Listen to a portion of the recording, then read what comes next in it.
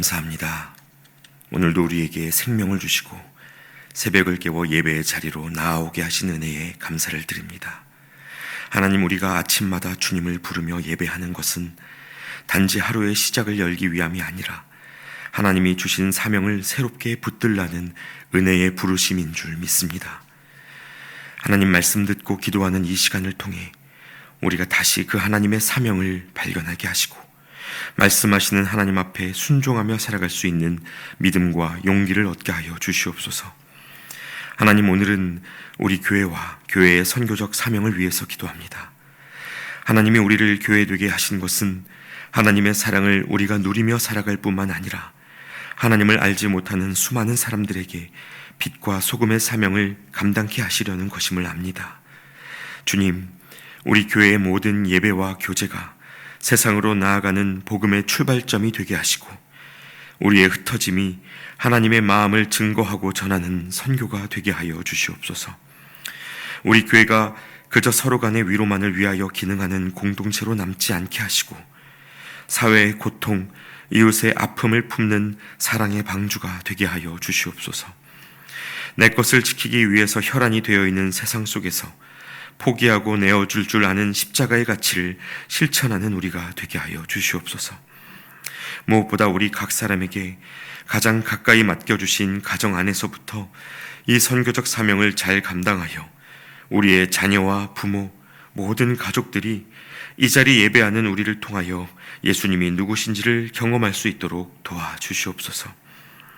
또한 하나님, 이 시간 튀르키예에서 복음의 흔적을 따라 걷고 있는 성지 답사팀을 위해서도 기도합니다. 구하옵기는 팀원 모두의 건강을 붙들어 주시고 오가는 걸음마다 주께서 동행하여 주셔서 답사의 모든 과정이 여호와 이레의 하나님께서 심어두신 은혜의 선물을 발견하는 시간 되게 하여 주시옵소서. 팀원들이 서로 간에 힘이 되고 도움이 되어서 더욱더 서로를 사랑하며 위로하는 하늘의 교제가 때마다 일어나게 하여 주시옵소서. 특별히 인솔하는 목사님을 붙들어 주시고 일정이 마무리되고 귀국하는 그 시간까지 모든 것이 하나님의 은혜였다고 고백할 만한 아름다운 시간을 허락하여 주시옵소서. 이제 하나님, 오늘도 우리에게 주시는 역대기의 말씀을 읽습니다. 이 말씀을 읽고 묵상하는 동안 우리의 마음과 생각을 주장하여 주시고 하나님의 마음을 깊이 깨닫는 은혜가 있게 하여 주시옵소서. 그렇게 깨달은 말씀을 실천하여 한 걸음 더 주님 닮은 모습으로 살아가는 우리가 되게 하여 주시옵소서. 함께 하시는 주님을 의지하오며 예수님의 이름으로 기도하옵나이다. 아멘.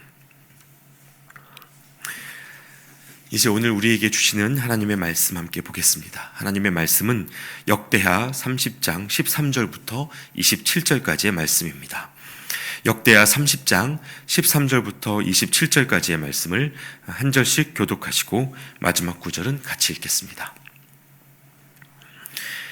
둘째 달에 백성이 무교절을 지키려 하여 예루살렘에 많이 모이니 매우 큰 모임이라.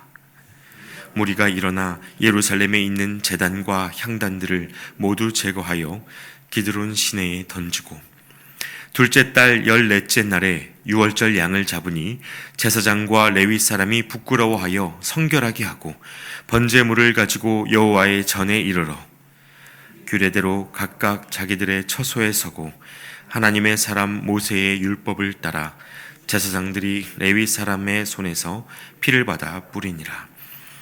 회중 가운데 많은 사람이 자신들을 성결하게 하지 못하였으므로 레위 사람들이 모든 부정한 사람을 위하여 유월절 양을 잡아 그들로 여호와 앞에서 성결하게 하였으나 에브라임과 므낫세와 이사갈과 스불론의 많은 무리는 자기들을 깨끗하게 하지 아니하고 유월절 양을 먹어 기록한 규례를 어긴지라.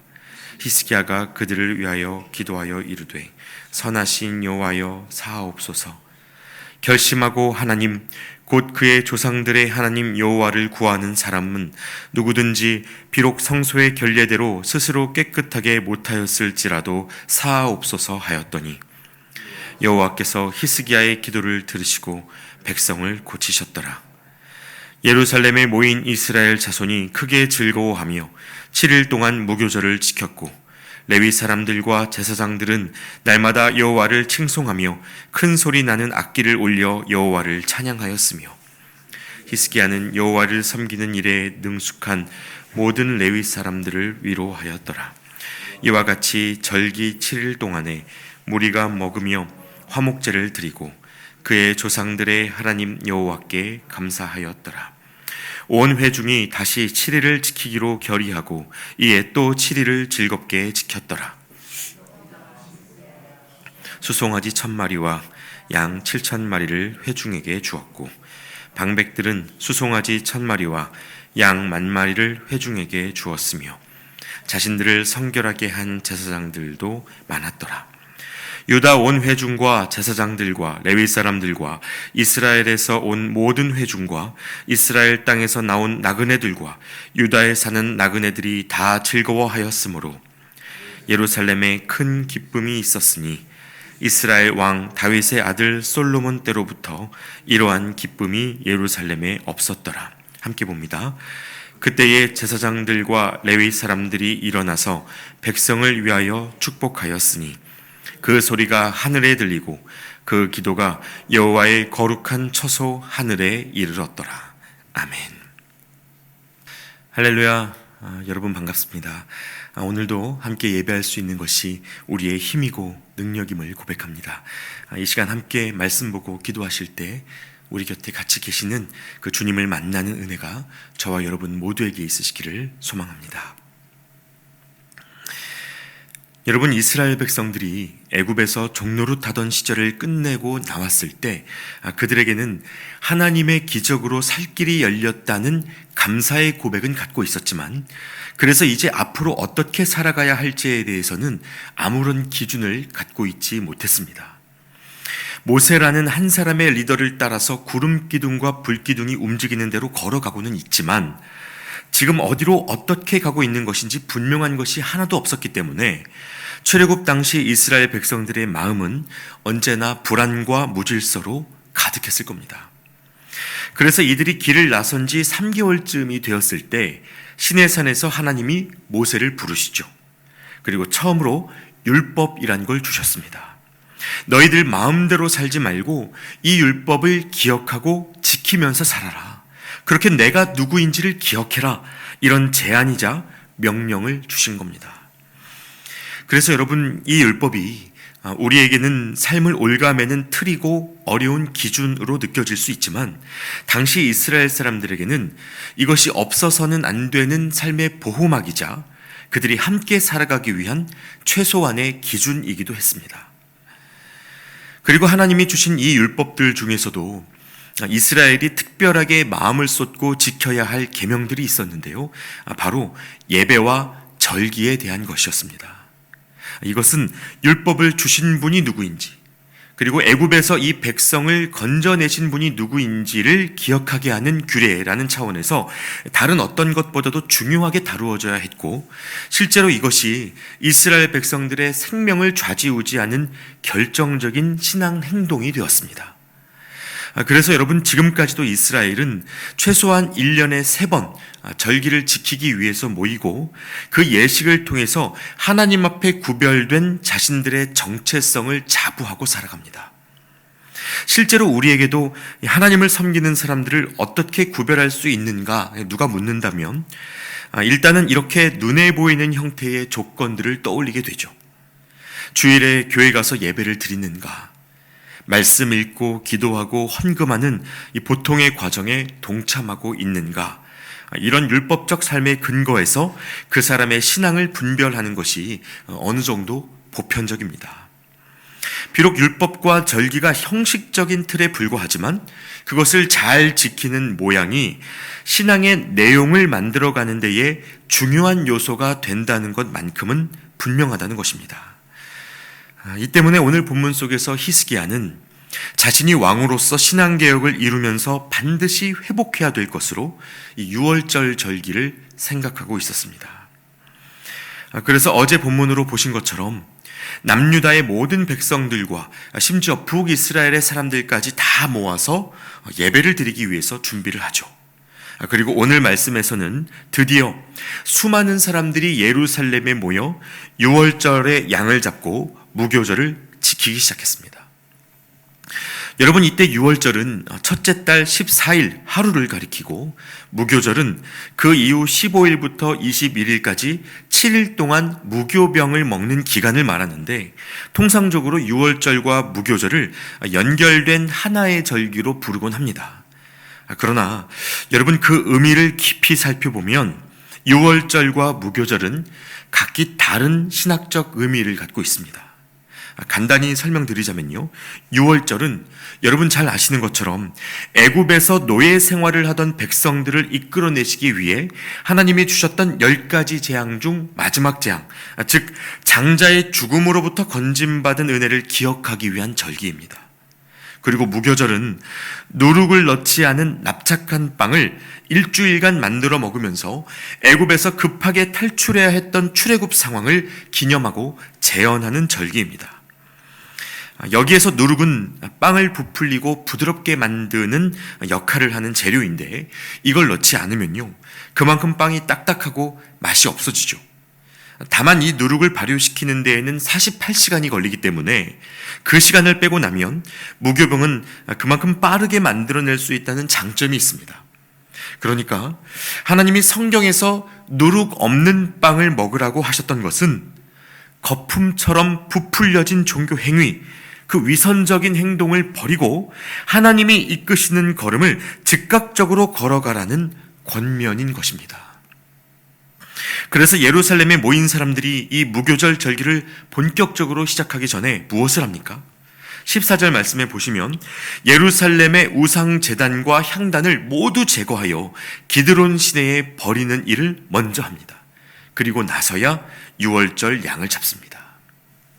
여러분, 우리가 하나님 앞에서 온전한 예배를 회복하기 위해서는 먼저 버려야 할 것이 있고 정리해야 할 것들이 있습니다.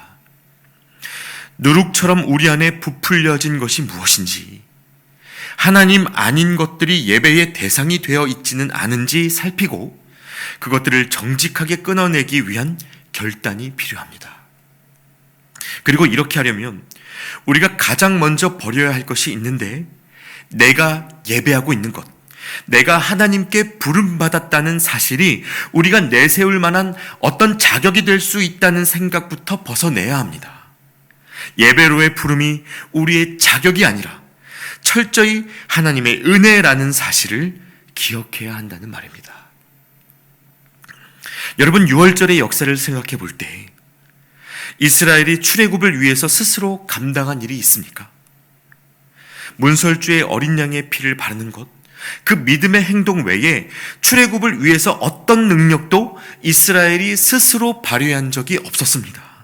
다시 말해, 우리가 은혜로만 하나님을 예배할 수 있다는 고백, 이것이 예배의 가장 기초가 된다는 것입니다. 본문 속에서 이스라엘 백성들은요, 그렇게 하나님 아닌 모든 우상들을 기드론 시냇가에 버리고 누룩 없는 빵을 준비한 후에 유월절 양을 잡기 시작했습니다. 제사장들과 레위인들이 이 모세의 율법에 따라 하나하나 절기의 모든 순서를 진행해 나갔습니다. 그런데 그러다가 풀어야 할 문제 한 가지를 직면하게 됩니다. 그것이 무엇인지 여러분 17절 말씀을 보시면, 회중 가운데 많은 사람이 자신들을 성결하게 하지 못하였으므로 라고 되어 있죠. 모여있는 사람들 중에 자신을 성결하게 하는 예식을 빠뜨린 사람들이 많이 있었다는 겁니다. 자, 그럼 여러분, 이제 어떻게 해야 될까요? 지금 구약시대입니다. 율법의 기준에 미치지 못한 사람들이 있을 때 이들이 어떻게 대처해야 되겠습니까? 이 절기를 흠없이 지키려면 죄송하지만 빼내야 되는 것 아닙니까? 이 사람들이 초대를 받아서 여기에 오기는 했지만 하나님 앞에 마땅한 준비가 되어 있지 않았다면 함께할 수 없는 것이 당연한 일 아닙니까? 그런데 여러분, 이때 예배를 담당하고 있던 레위인들이 어떻게 대처하는지 보세요. 17절 하반부 말씀에 레위 사람들이 모든 부정한 사람을 위하여 유월절 양을 잡아 그들로 여호와 앞에서 성결하게 하였으나, 자, 레위 사람들이 부정한 사람들을 위해서 유월절 양을 잡고 정결 예식을 행했다고 말씀이 기록하고 있습니다. 그들의 준비되지 않은 모습을 각자의 책임으로 버려두지 않고 함께 예배할 수 있도록 공동체적 노력을 기울였다는 것입니다. 참 놀라운 장면인데요. 여러분, 이게 끝이 아니었습니다.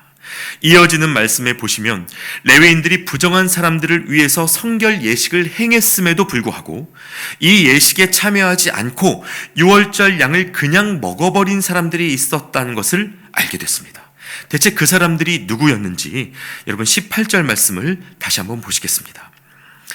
에브라임과 므낫세와 이사갈과 스불론의 많은 무리는 자기들을 깨끗하게 하지 아니하고 유월절 양을 먹어 기록한 규례를 어긴지라. 자, 에브라임, 므낫세, 이사갈, 스불론의 많은 무리라고 되어 있죠. 그러니까 북이스라엘에서 내려온 사람들이었습니다. 여러분, 이 순간 남유다 사람들의 마음과 생각이 어땠을지 한번 상상해 보시면 좋겠습니다.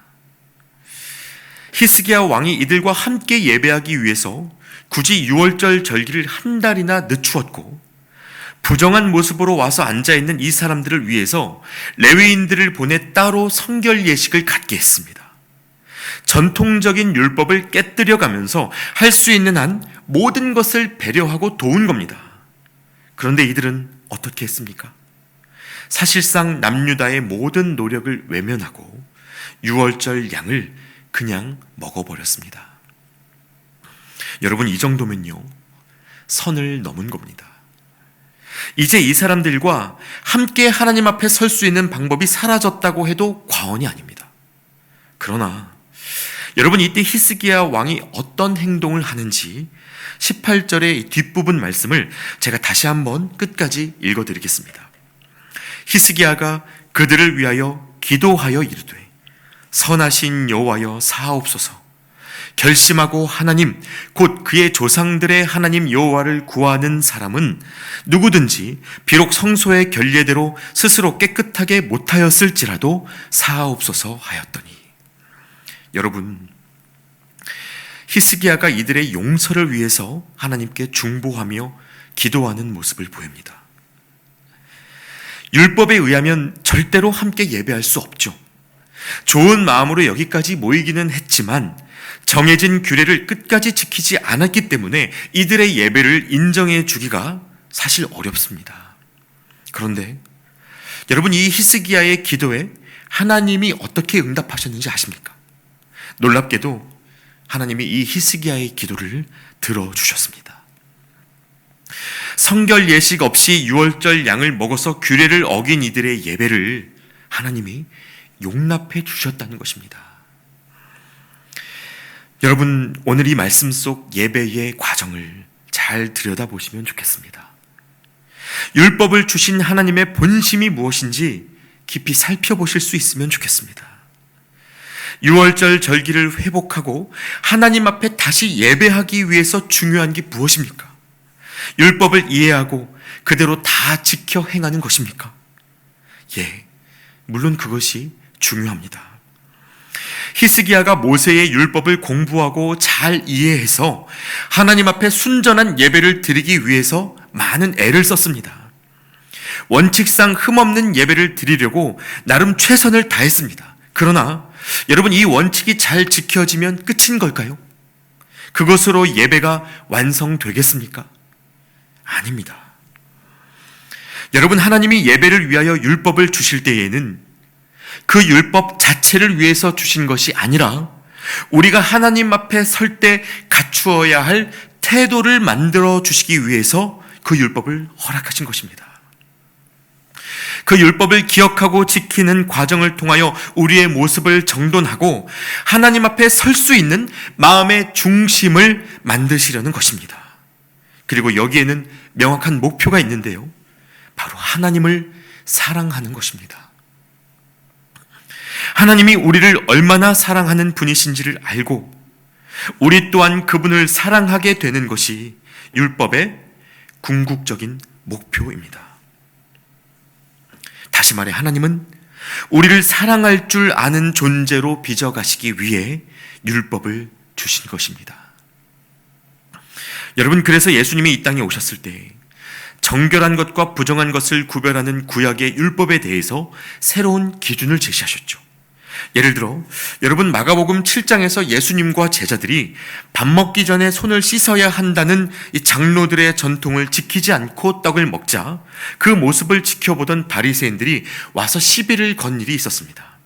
그때 말하기를, 어찌하여 당신의 제자들은 장로들의 전통을 준행하지 아니하고 부정한 손으로 떡을 먹나이까?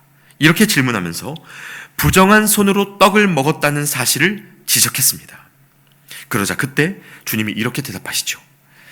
무엇이든지 밖에서 사람에게로 들어가는 것은 능히 사람을 더럽게 하지 못하되 사람 안에서 나오는 것이 사람을 더럽게 하는 것이니라. 자, 정결한 것과 부정한 것을 나누는 기준이 보이는 것에 있지 않고 마음의 중심에 있다는 완전히 새로운 기준을 주신 것입니다. 또 여러분, 사도행전 10장에 보시면 하나님이 고넬료라고 하는 이방인 백부장의 집에 베드로를 보내실 때 하늘에서부터 보자기가 내려오는 환상을 보여주신 적이 있었습니다.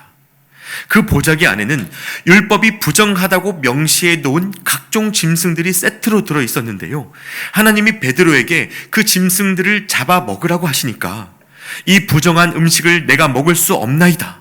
베드로가 이렇게 대답하면서 하나님의 말씀을 거절합니다. 그리고 그때 하나님이 주셨던 놀라운 응답이 있었죠. 하나님께서 깨끗하게 하신 것을 네가 속되다 하지 말라 하더라. 여러분, 하나님이 이렇게 말씀하셨습니다. 베드로 입장에서는 도무지 이해할 수 없는 이러한 명령과 거절이 3번이나 반복된 다음에야 그 환상이 끝났습니다.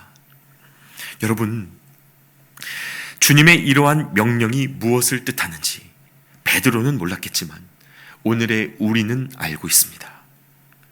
하나님이 율법을 주신 것은 부정한 것들을 정죄하고 없애려고 하신 것이 아니라 부정한 것까지도 끝까지 품고 용납하시는 그 하나님의 마음을 알려주고자 하셨던 것입니다. 베드로는 이 부정한 음식들을 절대 먹을 수 없다고 3번을 거절했지만 주님은 자신을 모른다고 3번이나 부인했던 베드로를, 그렇게 누구보다 부정해진 죄인 베드로를 끝까지 사랑하기로 결정하셨다는 말입니다. 그래서 여러분, 오늘 본문 속에서 성결하지 못한 자들과 함께 예배하기 위해 기도하는 이 히스기야의 모습은 우리에게 예수님을 생각나게 합니다. 그리고 우리가 붙들어야 할 신앙의 본질이 무엇인지 그 근본적인 답을 다시 한번 일깨워 줍니다. 여러분, 신앙이 무엇입니까? 우리가 고백하는 기독교 신앙은 죄인 되었던 우리를 하나님이 먼저 용서하시고 용납해 주셨던 것처럼 우리 또한 누군가의 중보자가 되어 사는 것입니다. 설령 그가 하나님 앞에 정결하지 못한 누군가라고 해도 그 역시 하나님의 사랑을 알고 경험할 수 있도록 내가 그를 위한 중보자가 되어 사는 것입니다. 타인과 내가 무관하지 않다는 것을 알고 그 누군가를 위하여 나의 것을 희생할 수 있는 것, 여러분, 이것이 중보적 신앙이고 십자가의 실천이라고 말할 수 있습니다. 창의 끝이라는 영화로 잘 알려진 짐 엘리엇 선교사님에 대해서 여러분 아마 한 번쯤은 들어보신 적이 있으실 겁니다. 에콰도르의 원시 부족에게 복음을 전하러 갔다가 창에 찔려서 순교한 젊은 선교사님이신데요, 그 선교사님이 순교한 이후에 그분의 아내가 자녀들을 데리고 다시 그 땅으로 들어갔습니다. 자기 집안의 가장을 죽인 원수들에게 가서 16년 동안 그들을 섬기면서 살았습니다. 남편의 희생을 땅에 묻어버리지 않고 자기의 희생으로 이어간 것입니다. 또 구한 말에 한국에 들어왔던 수많은 선교사님들도 계시죠. 여기에 와서 어린 자녀와 가족을 잃은 선교사님들이 얼마나 많은지 지금도 양화진 묘원에 가시면 그분들의 이야기를 어렵지 않게 들으실 수 있습니다. 여러분, 이 땅에서 만난 조선 사람들이 그분들에게는 원수 아닙니까? 그런데 왜 그들을 위하여 남은 여생을 바칩니까? 하나님이 누구신지 모르고 율법의 기준으로 보자면 부정하기 짝이 없는 사람들, 왜 그들을 위해서 자기 것을 손해봅니까? 다른 이유가 없습니다. 하나님의 사랑을 알게 하려는 것이죠. 그들도 하나님의 사랑을 알아야 하는 하나님의 자녀라는 것을 알기에 자신의 삶을 미랄로, 제물로, 중보자로 내어주는 것입니다. 사랑하는 여러분, 오늘 우리가 이 말씀을 함께 묵상하면서 무엇이 정결인지를 바로 알고 타인을 위한 중보자로서의 삶을 실천하며 우리 안의 유월절을 다시 회복하실 수 있기를 바랍니다. 그저 문자적 율법 준수로 나의 신앙적 사명을 다했다고 말하지 말고 오늘 내가 누구를 위하여 나의 삶을 내어줄 수 있을까? 이것을 살피며 순종하는 믿음이 저와 여러분 모두에게 있으시기를 축복합니다. 주님의 십자가는 주님만의 십자가로 끝날 것이 아니라 제자로 부름받은 저와 여러분의 십자가로 이어져야 한다는 사실을 마음 깊이 기억하고 증거하는 이 한날이 되시기를 우리 주님의 이름으로 축원합니다. 함께 기도하겠습니다. 하나님이 주신 사랑과 은혜가 너무 커서 우리는 우리가 어떤 죄인인지를 너무나 쉽게 잊고 살아갑니다.